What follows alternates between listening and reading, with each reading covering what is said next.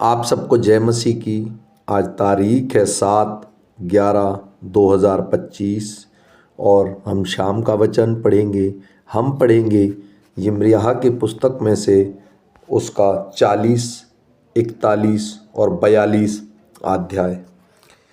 जब अंगरक्षकों के प्रधान नबूजरदान ने यिर्मयाह को रामा में उन सब यरूशलेमी और यहूदी बंदियों के बीच हथकड़ियों में बंधा हुआ पाकर जो बेबीलोन जाने को थे छुड़ा लिया, उसके बाद यहोवा का वचन उसके पास पहुंचा।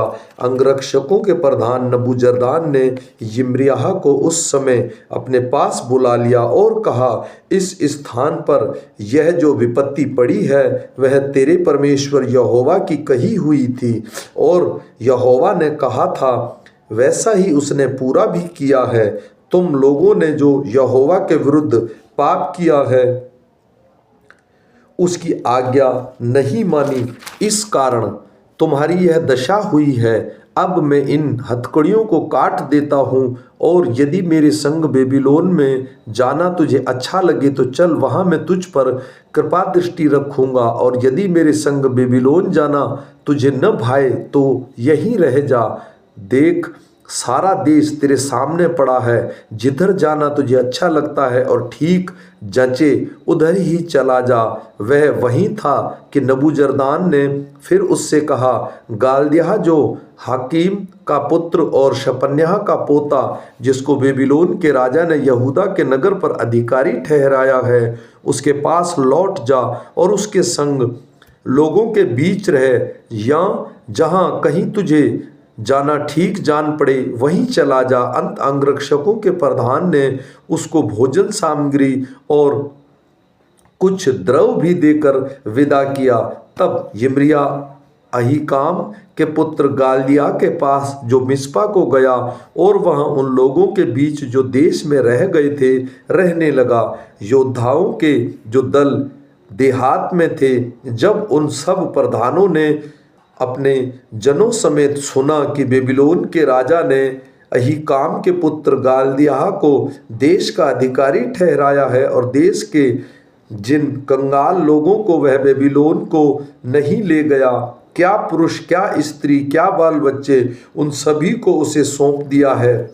तब नतन्याह का पुत्र इश्माइल, कारेह का पुत्र योनातान और तमसुहेत का पुत्र सरायाह, ऐब नपोतवासी के पुत्र और किसी मीकावासी का पुत्र यजन्याह अपने जनों समेत गालदियाह के पास मिस्पा में आए। गालदियाह जो हाकिम का पुत्र शपन्याह का पोता, उसने उसे जनों से शपथ खाकर कहा, कसीदियों के अधीन रहने से मत डरो, इसी देश में रहते हुए बेबीलोन के राजा के अधीन रहो, तब तुम्हारा भला होगा। मैं तो इसलिए मिस्पा में रहता हूँ कि जो कसीदी लोग हमारे यहाँ आए उनके सामने हाजिर हुआ करो, परंतु तुम दाखमधु और धूपकाल के फल और तेल को बटोर के अपने बर्तनों में रख लो और अपने लिए हुए नगरों में बसे रहो।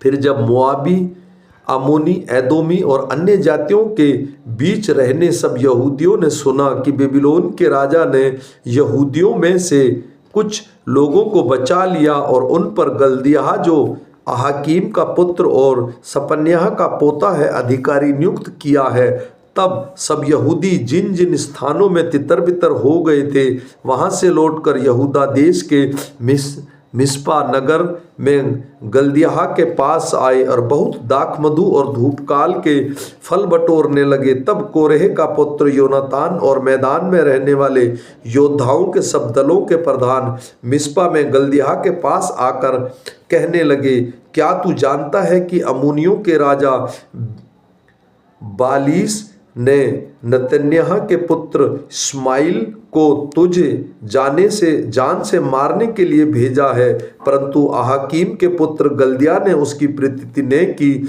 फिर कोरेह के पुत्र योनाहान ने गल्दियाह से मिस्पा में छिपकर कहा, मुझे जाकर नतन्याह के पुत्र इश्माइल को मार डालने दे, और कोई इसे न जानेगा वह क्यों तुझे मार डाले, और जितने यहूदी लोग तेरे पास इकट्ठा हुए हैं वे क्यों तितर बितर हो जाएं, और बचे हुए यहूदी क्यों नष्ट हों। हाकीम के पुत्र गल्दिय्याह ने कोरह के पुत्र योनाहान से कहा, ऐसा काम मत कर, तू इस्माइल के विषय वह झूठ बोलता है। 7वें महीने में ऐसा हुआ कि इस्माइल जो नतन्याह का पुत्र और एलीशामा का पोता और राजवंश का और राजा के प्रधान पुरुष में से था, वह 10 जन संग लेकर मिस्पा में हाकीम के पुत्र गल्दिय्याह के पास आया। वहां मिस्पा में उन्होंने एक संग भोजन किया। तब नतन्याह के पुत्र इस्माइल और उसके संग के 10 जनों ने उठकर गल्दिय्याह को, जो हाकीम का पुत्र और शापान का पोता था और जिसे बेबीलोन के राजा ने देश का अधिकारी ठहराया था, उसे तलवार से ऐसा मारा कि वह मर गया। इस्माइल ने गल्दिय्याह के संग जितने यहूदी मिस्पा में थे और जो कसीदी योद्धा वहां से मिले, उन सबों को मार डाला। गल्दिय्याह के मार डाले जाने के दूसरे दिन, जब कोई इसे नहीं जानता था, तब शेकेम और शीलो में शेमरोन से 80 पुरुष दाढ़ी मुंडाई, वस्त्र फाड़े, शरीर चीरे हुए और हाथ में अन्नबलि को लोभान लिए हुए यहोवा के भवन में जाने को आते दिखाई दिए। तब नतन्याह का पुत्र इस्माइल उसने मिलने को मिस्पा से निकला और रोता हुआ चला। जब वह उसे मिला तब कहा, हाकीम के पुत्र गल्दिय्याह के पास चलो। जब वे उस नगर में आए तब नतन्याह के पुत्र इस्माइल ने अपने संगी जनों समेत उसको घात करके गड्ढे में फेंक दिया। परंतु उसमें से 10 मनुष्य इस्माइल से कहने लगे, हम को न मार, क्योंकि हमारे पास मैदान में रखा हुआ गेहूं, जौ, तेल और मधु है। इसलिए उसने उन्हें छोड़ दिया और उनके भाइयों के साथ नहीं मारा। जिस गड्ढे में इस्माइल ने उन लोगों के सब शवों को, जिन्हें उसे गल्दिय्याह के साथ मारा था, फेंक दिया था, यह वही गड्ढा है जिसे आसा राजा ने इज़राइल के राजा बाशा के डर के मारे खुदवाया था। उसको नतन्याह के पुत्र इस्माइल ने मारे हुओं से भर दिया। तब जो लोग मिस्पा में बचे हुए थे, अर्थात राजकुमारियां और जितने और लोग मिस्पा में रह गए थे, जिन्हें अंगरक्षकों के प्रधान नबूजरदान ने अहीकीम के पुत्र गल्दिय्याह को सौंप दिया था, उन सबों को नतन्याह का पुत्र इस्माइल बंदी बनाकर अम्मोनियों के पास ले जाने को चला। जब कोरह के पुत्र योनाहान और योद्धाओं के दल ने उन सब प्रधानों को जो उसके संग थे सुना कि नतन्याह के पुत्र इस्माइल ने यह सब बुराई की है, तब वे सब जनों को लेकर नतन्याह के पुत्र इस्माइल से लड़ने को निकले और उसको उस बड़े जलाशय के पास पाया जो गिबोन में है। कोरह के पुत्र योनाहान को और दलों के सब प्रधानों को देखकर जो उसके संग थे, इस्माइल के साथ जो लोग थे, सब आनंदित हुए। जितने लोगों को इस्माइल मिस्पा में बंदी बनाकर लिए जा रहा था, वे पलटकर कोरह के पुत्र योनान के पास चले आए। परंतु नतन्याह का पुत्र इस्माइल 8 पुरुष समेत योनाहान के हाथ से बचकर अम्मोनियों के पास चला गया। तब प्रजा में से जितने बच गए थे, अर्थात जिन योद्धाओं, स्त्रियों, बाल बच्चों और खोजों को कोरह का पुत्र योनान हाकीम के पुत्र गल्दिय्याह के मिस्पा में मारे जाने के बाद नतन्याह के पुत्र इस्माइल के पास से छुड़ाकर गिबोन के पास ले गया था, उसको वह अपने सब संगी दलों के प्रधान समेत लेकर चल दिया। बेतलहम के निकट जो किमहाम की सराय है, उसमें से इसलिए टिक गए कि मिस्र में जाएं, क्योंकि वे कसीदियों से डरते थे। इसका कारण यह था कि हाकीम का पुत्र गल्दिय्याह, जिसे बेबीलोन ने राजा के देश को अधिकारी ठहराया था, उसे नतन्याह के पुत्र इस्माइल ने मार डाला था। तब कोरह का पुत्र योनाहान, होशिया का पुत्र जन्याह, दलों के सब प्रधान और छोटे से लेकर बड़े तक सब लोग यिम्रिय्याह भविष्यवक्ता के निकट आकर कहने लगे, हमारी विनती ग्रहण करके अपने परमेश्वर यहोवा से हम सब बचे हुओं के लिए प्रार्थना कर, क्योंकि तू अपनी आंखों से देख रहा है कि हम जो पहले बहुत थे अब थोड़े ही बच गए हैं। इसलिए प्रार्थना कर कि तेरा परमेश्वर यहोवा हमको बताए कि हम किस मार्ग से चलें और कौन सा काम करें। यिम्रिय्याह भविष्यवक्ता ने उससे कहा, मैंने तुम्हारी सुनी है, देखो मैं तुम्हारे वचनों के अनुसार तुम्हारे परमेश्वर यहोवा से प्रार्थना करूँगा। जो उत्तर यहोवा तुम्हारे लिए देगा मैं तुमको बताऊंगा, मैं तुमसे कोई बात न छिपाऊंगा। तब उन्होंने यिम्रिय्याह से कहा, यदि तेरा परमेश्वर यहोवा तेरे द्वारा हमारे पास कोई वचन पहुँचाए और हम उसके अनुसार न करें तो यहोवा हमारे बीच में सच्चा और विश्वास योग्य साक्षी ठहरे, चाहे वह भली बात हो चाहे बुरी, तो भी हम अपने परमेश्वर यहोवा की आज्ञा जिसके पास हम तुझे भेजते हैं मानेंगे। क्योंकि जब हम अपने परमेश्वर यहोवा की बात माने तब हमारा भला हो। 10 दिन के बीतने पर यहोवा का वचन यिम्रिय्याह के पास पहुंचा। तब उसने कोरह के पुत्र योनाहान को उसके साथ के दल के प्रधानों और छोटे से लेकर बड़े तक जितने लोग थे उन सबों को बुलाकर उससे कहा, इज़राइल का परमेश्वर यहोवा जिसके पास तुमने मुझको इसलिए भेजा है कि तुम्हारी विनती करके आगे कह सुनाऊं, वह यों कहता है, यदि तुम इसी देश में रह जाओ तब मैं तुमको नष्ट नहीं करूंगा वरन